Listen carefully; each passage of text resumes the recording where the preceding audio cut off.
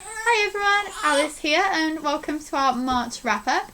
We read 16 books in the month of March, so I'm going to give you a little brief synopsis on each of them, my thoughts on each of them, but overall this is a really good reading month. Out of the 16 books we ended up giving 7 and 5 stars, and I'm not somebody who gives out a 5-star really easily, and yeah, it's just been a really good reading month, especially considering last month there was more 1 stars than we've had in about a year. So yeah, let's just get on with it. The first book that we finished in March was The Underground Railroad by Colson Whitehead. This is a literary fiction, historical kind of reimagining of what if the Underground Railroad was actually a railroad. So we follow a girl called Cora.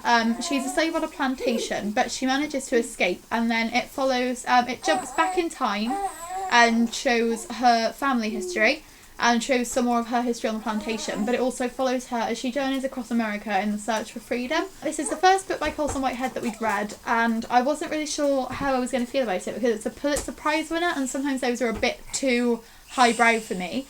But we ended up really enjoying this. So we ended up giving The Underground Railroad 4 stars. Colson Whitehead is definitely somebody who's writing I'm going to be looking out for in the future, especially because this is just such a simple little twist, but it's so effective, and it really does give the story an entire different dimension. The next book that we finished in March was The Case of the Drowned Pearl by Robin Stephens. Now this is Robin Stephens' short story release for World Book Day. We actually read this, I think, the day after we got it, because I love Robin Stephens' writing so much. I think I've read, let me count on the back, 7 books out of the Murder Most Unlikely series and both of the short stories, and I've also read Robin Stephens' other novel, The Guggenheim Mystery. This is a superb little murder mystery, and considering the fact that it's less than 100 pages, all of the characters are really well fleshed out, the mystery is really well constructed. I couldn't guess who the killer was, despite the fact that there's not many characters in this story. It's very intelligent. It's perfect for older readers and for younger readers. So I think if you've got a child who likes mystery books, this is a really great series for them.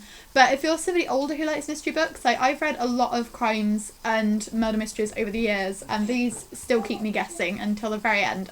So yeah, I think definitely recommend them no matter what age you are, and we gave this one 5 stars.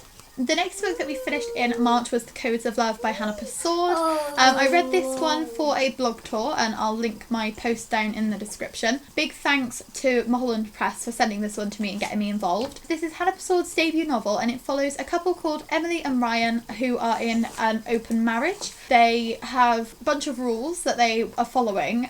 Each chapter is actually headed with a different one of the rules. So you've got rules of open marriage number 12, have no secrets from one another. So you have to jump around a lot on the timeline with this one. So not only do you see the beginning of Emily and Ryan's relationship, but you see what made Emily so interested in an open relationship.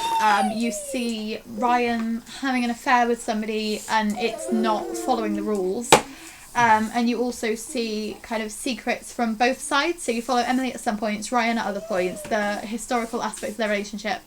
So it's kind of almost 3 stories weaved into one. I will admit I did find it quite hard to keep track of the timeline at times, and there's some of the writing, because it's literary fiction, there's some of the turns of phrase are very clunky. There were some bits when I thought, oh my god, this is the best writing that I've ever read, because it was there were turns of phrase that I hadn't considered before that worked really nicely. But there were other areas where it just felt very clunky, and considering this is quite a short book, I think it's just over 200 pages, 266 pages. I should have been able to read this in basically 2 sittings, and it took us the best part of 2 weeks. So we ended up giving this one 3 stars, but I'm definitely thinking of looking out for Hannah Persaud's future novels, because for a debut this is really promising. And now we move on to the TBR jar books. So the first book from the TBR jar that I read this month was Breaking the Law by Andy Redsmith. I started this one for a blog tour post last year, and I didn't manage to get through it. I think I managed to get about 10% in, and then I abandoned it because it was just so cringy and so cheesy. And when I pulled this out of the jar, I thought, oh no, this is going to be awful. But I actually ended up really enjoying it. So Breaking the Law follows a detective called Inspector Parrish, and in this world it's Manchester, but it's an alternate version of Manchester, because they find a little fairy crucified in the back garden of somebody's house, and it turns out that this fairy is she's marking the opening to a portal, so magical creatures can come through to our world and we can go through to their world. and it's following like the mystery of who murdered the fairy. There are other deaths of magical creatures, and Inspector Parrish keeps getting kind of hounded by all of these magical creatures who want him to fix things. So he's working with like an elf and some dwarfs, and there's like a rock golem, and it's wacky, but it actually ends up really paying off. Like, there's a talking crow, and he is called Malbus, and he's just like the funniest thing about this whole thing. Like, there's this amazing scene where he's like, oh, I want to have a cigarette, and Parrish is like, can't smoke inside, and he's like, oh, just get me some wine gums then. And I'm like, yeah, that sounds about right for a talking crow. I ended up giving Breaking the Law 4 stars, which is really surprising, because considering I practically DNF'd it last year, I can't believe it ended up getting that much better by the end of the book. The sequel is actually already out. It's called Know Your Rights, and I think it's only $1.99 on Kindle. So I'm planning on buying that and getting that read over the next couple of months, because, yeah, this is a really, really fun series. A lot of people say they're quite similar to like Terry Pratchett and Ben Aronovich, and I haven't actually read books from either of those, apart from I've read Good Omens, which is Terry Pratchett's collaboration with Neil Gaiman. So I think they're definitely two authors who are being bumped up my list as well, if they're gonna make me chuckle and kind of cringe at the same time as much as this book did. The next book that we got out of the TBR jar was Whistle in the Dark by Emma Healey, and this ended up being my only 1 star this whole month, which was such a shame because I was so excited. Like, as you can see, despite the fact that I had it on my NetGalley, I'd actually bought a finished copy as well.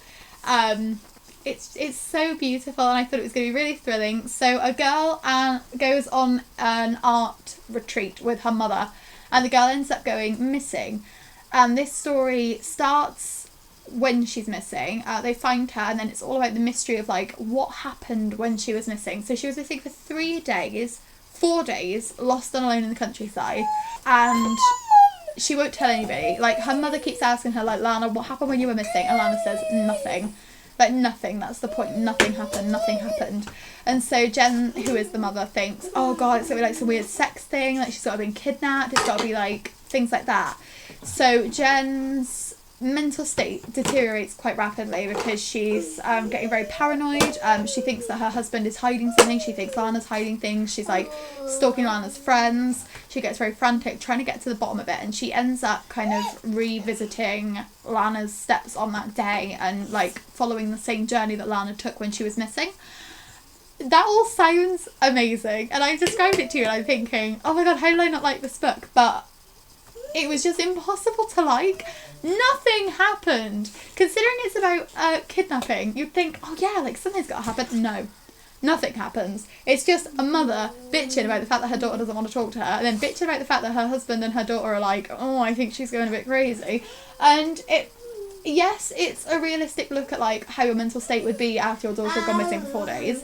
But, like, even as a parent, I just couldn't really empathise with it that much. I just feel like a lot of the ways that Jen reacts don't feel very natural. They don't feel very authentic.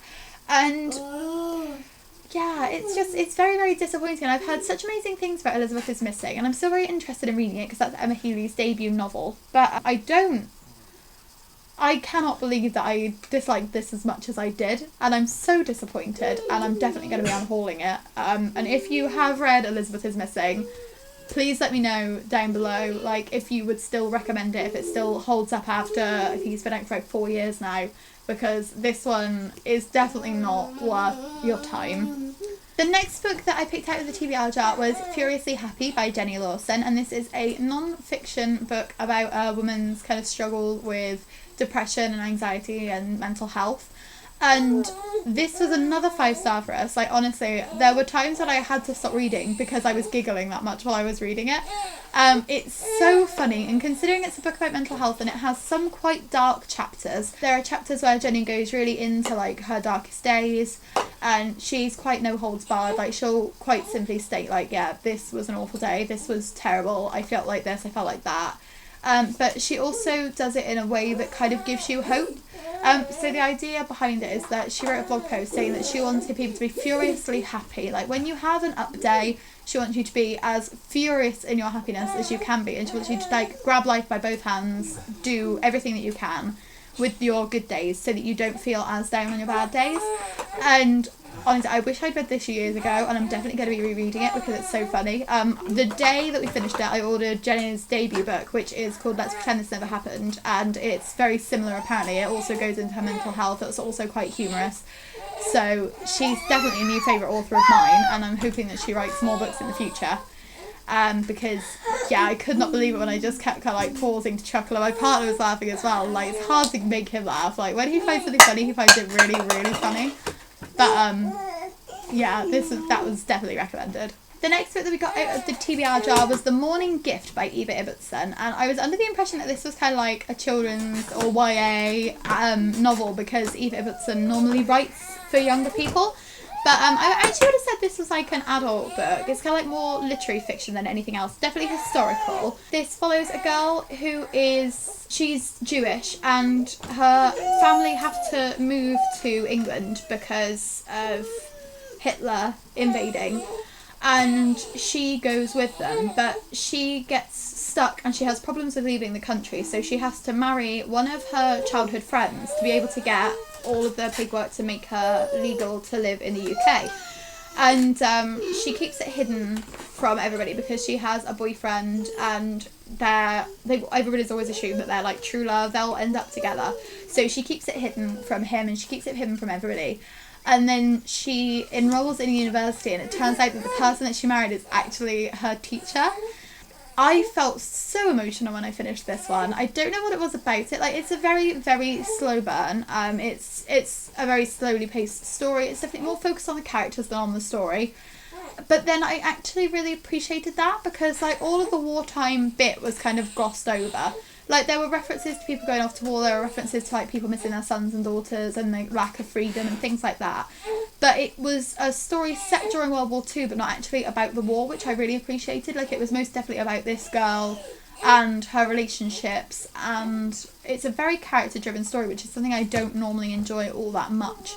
But Ibbotson just hit the nail on the head. I gave The Morning Gift 4 stars. As I said, it was a little slow, so there were some bits where I was like finding myself kind of almost skim reading as I was reading, because I just couldn't focus on it, because it can get quite dense at points, and there were some very, very long kind of convoluted flowy sentences that lasted like half of a Kindle page, and I was like, oh, I'm getting lost and I've only just started reading this sentence. But I think the story, even though you could see where it was going, it was such a sweet story, and I really, really loved it.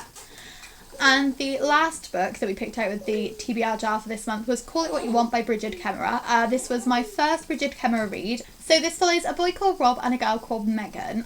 Rob is an outcast at school because his dad was caught up in some kind of insurance scam, and he stole a lot of money from a lot of people in their hometown, and then he ended up shooting himself, but he didn't actually commit suicide. He is in a wheelchair and he needs to be cared for at home by Rob.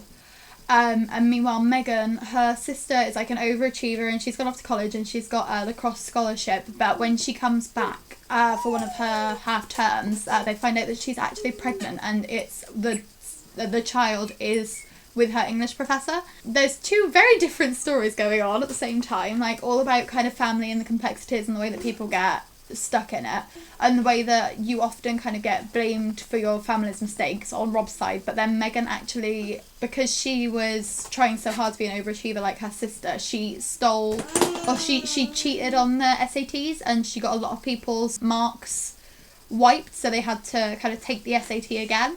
I gave this one 4 stars, but it was quite a conflicting one, because as soon as I finished it, I thought, oh yeah, no, I really, really liked that. But then the more I kind of think on it, like, the less it holds up.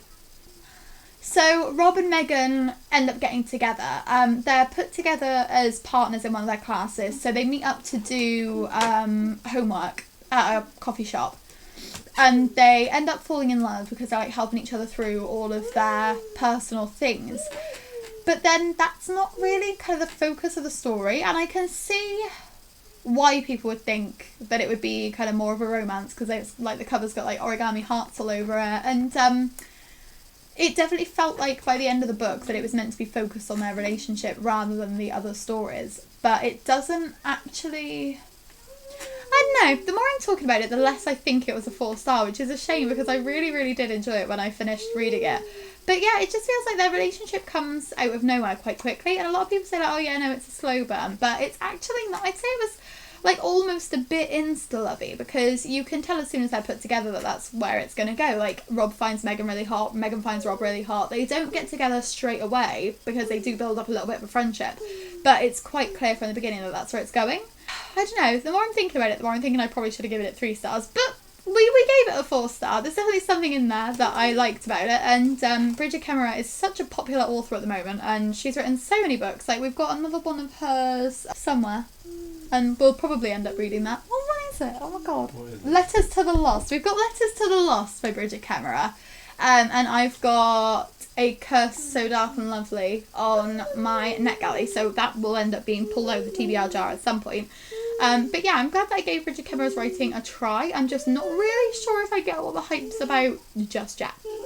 So that was all the books from the TBR jar for this month. So as you can see, it was much more successful than last month. Only one star this month, which is good, and everything else is 4 or 5. So let's hope that next month's picks are just as good.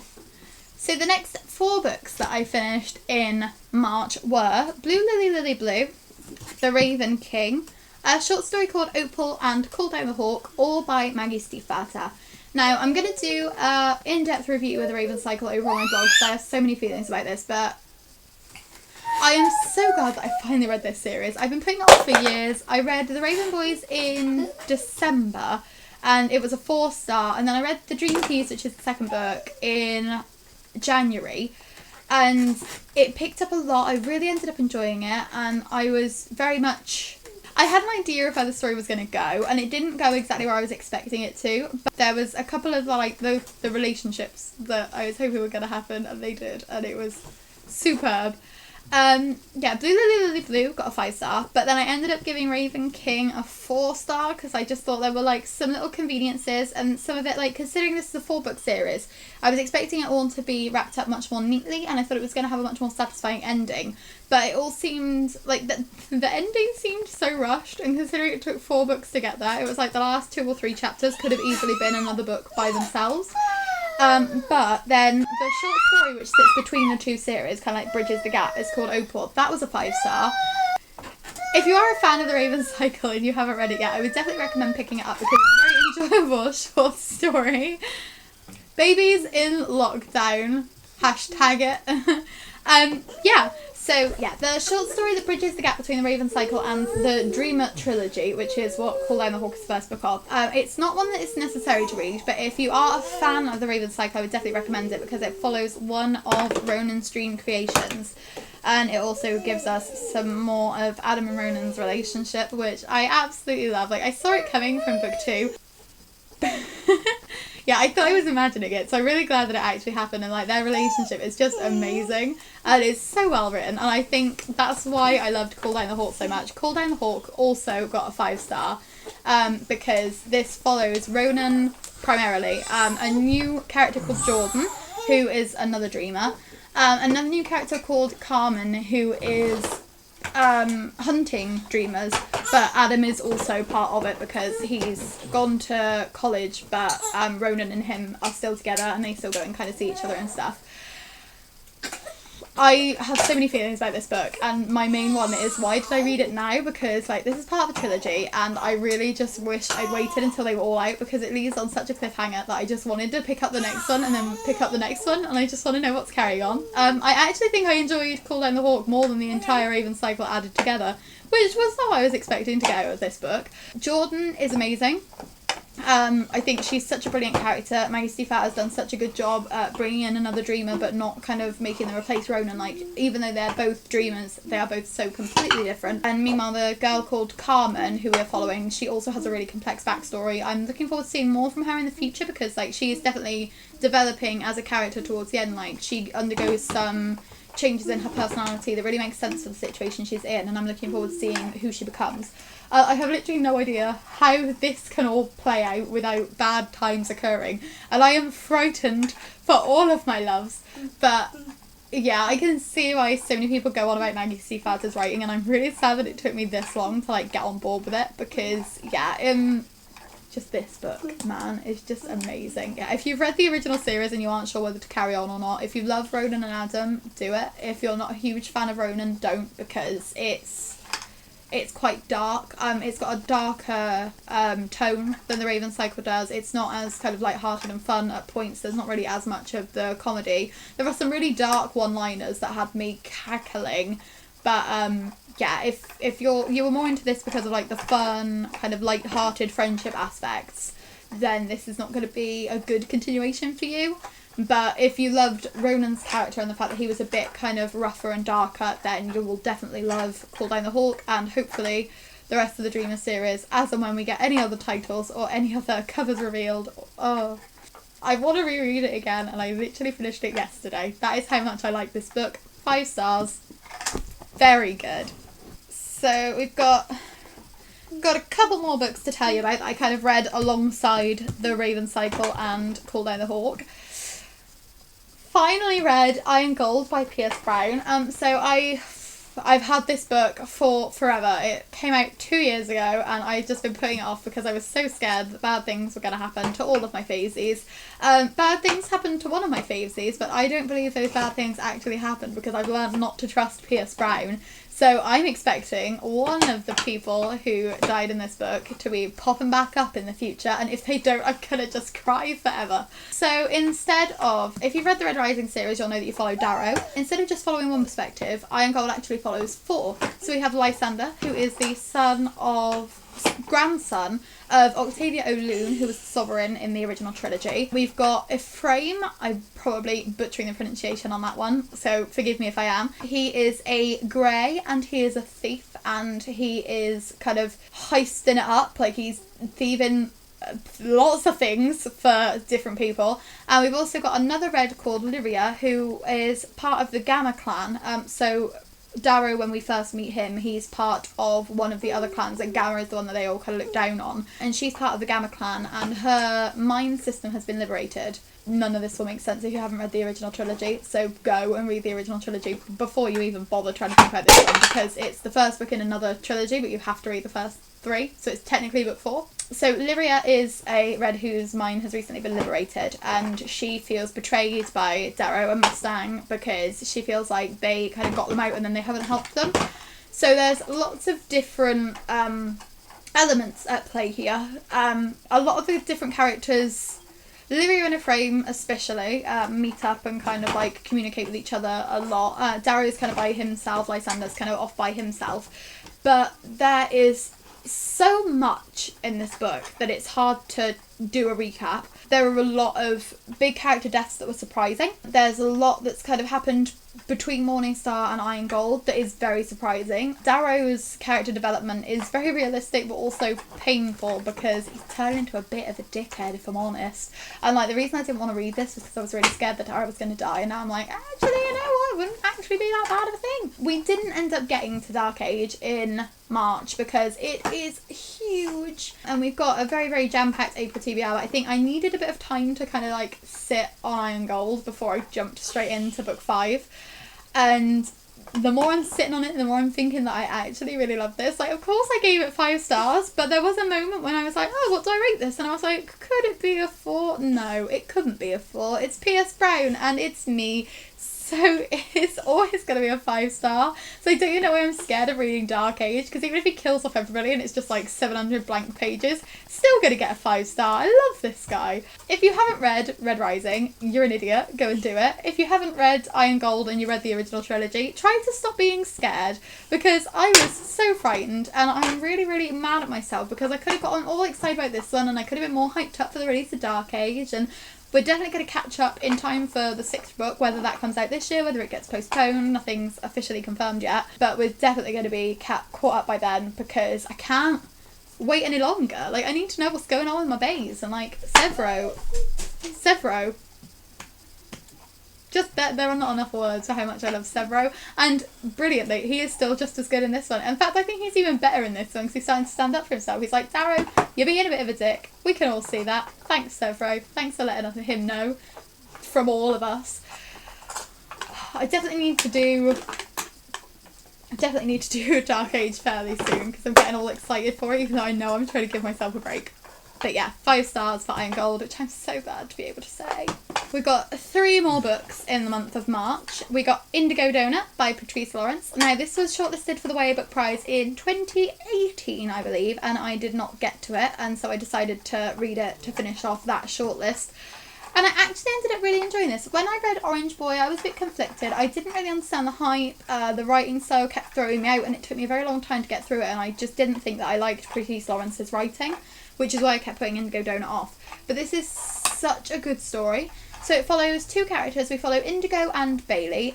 Indigo is a girl who is in the foster care system because her dad killed her mum when she was a little girl. And she goes to a new school and she has like a meltdown.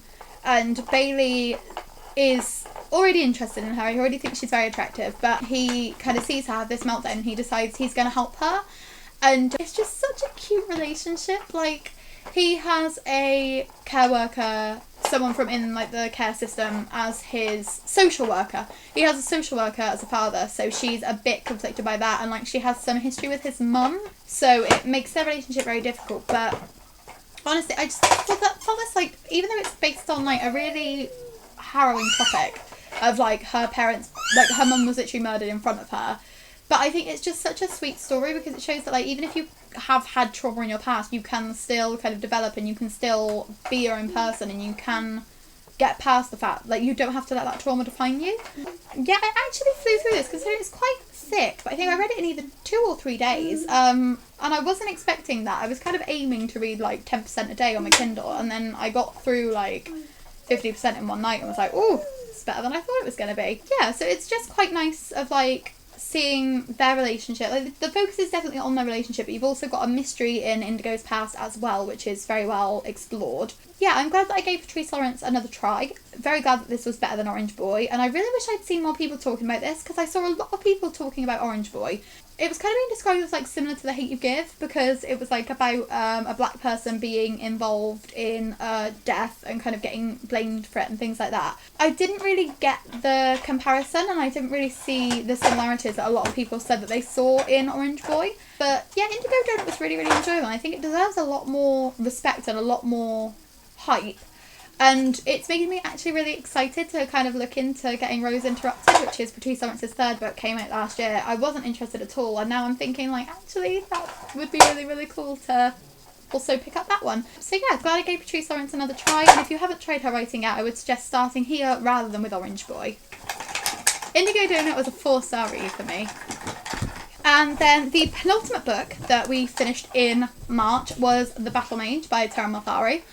This is another book that I'm going to do a proper kind of in-depth review over on my blog for the 3 books in the Summoner series. The first 2 books in the Summoner series I actually gave 4 stars to each of them, but this one was a 5-star because it wraps everything up so nicely. I think it does a really, really good job of putting all the characters where they need to be. There were a lot of characters who were really shallowly introduced and a lot of things that you didn't think would become relevant from the first 2 books that he links in and he winds all of it together, and it's so neat and it just blew my mind.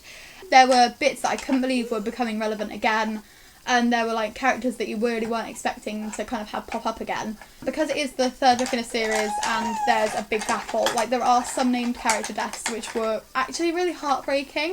And I think considering this book is aimed at like younger teens, kind of like older middle grade, it's actually quite no holds barred. Like there's lots of things going on in here that you would really expect. And I also really appreciated the fact that like it's kind of hinted in the first 2 books that there's going to be a relationship between 2 of the characters, but then that never actually really happens. And I appreciate it because I think the focus should really be on saving the world and saving your people and stopping the Orc army, which, rather than starting a relationship. I think it's great that Taran realised that and decided not to explore that aspect of it. I won't say much more because I don't want to get spoilery, but definitely recommending these. And if you've read the first one and you're not too sure on it, I definitely recommend carrying on with it because I wasn't too sure on the first book and it's just gotten better with every instalment. And the last book that we read in March was another series continuation, and this was The Demon World by Sally Green. When I read The Smoke Thieves, I thought that it was a 3-star read, and I really hoped that the setup would pay off on book 2, and unfortunately it didn't. I ended up giving The Demon World 3 stars as well, and for exactly the same reasons. Like, it's really slow, I don't really care about Catherine and Ambrose, there are there are bits where it doesn't move at all and there's a lot of repetition. All of the characters came together and then they all got split up again, so it was very much like, oh god, they were following like loads of different places and loads of different people, but I wanted to see more of them like interacting and communicating, because these are characters that we've followed individually and it would have been nice to follow them together for a little bit. I can see why she would need to split it up, because there's no point in doing a dual perspective if all of your characters are in the same place. But when you're following 5 perspectives and they keep kind of getting thrown together, thrown apart, it can be a bit exhausting to keep track of. I'm still going to read The Burning Kingdoms because I'm 2 books in and I might as well finish the 3rd one. But it feels like the start of this book was a 3-star, then it went down to a 2-star, but then it went back up because there were a few kind of interesting aspects, like demon smoke is a drug, and at one point it seems like Catherine is beginning to kind of get addicted to it. So that was an interesting element. The ending, the payoff is really, really good at the end for like everything that they've like set up during the book. And it definitely feels like there's going to be a big kind of war in book 3 that it's going to be interesting to see who comes out of that alive, because I can't see half of the characters surviving. But I think it's the case that, yeah, this is definitely a 3-star series at the moment. The ending might make up for the rest of it, but at the minute I think it's very middle of the road. I appreciate the fact that there's some swearing in it, because that seems very realistic, but also it feels like a case of like just shoehorning in to try and make it feel a bit more adult. And I think if Sally Green had just bit the bullet and written this as an adult book rather than a YA, it would be a lot more interesting. Because there are some bits that seem very tame when they shouldn't be, and there are some bits that seem like they're trying to be more grown up when it could be a case that it would work really cohesively and quite well as an adult story. And those are the 16 books that we read in March. Because the apocalypse is still happening, as you can hear by the screaming child in the background, we're hoping to read a bit more in April, and we've already got our April TBR kind of all planned out, taking part in the Owl's Magical Readathon, and we're trying to read the whole YA book prize shortlist as well. So hopefully we'll have a lot of very, very good reads next month as well, but I'm quite chuffed with the amount of 5 stars we got out of this, and I'm very glad that we read a lot of these kind of serious continuations, which is really out of character for me. Hope you're all having a great time being locked down in your houses and trying not to kill your family members, and I'll see you again soon. Bye!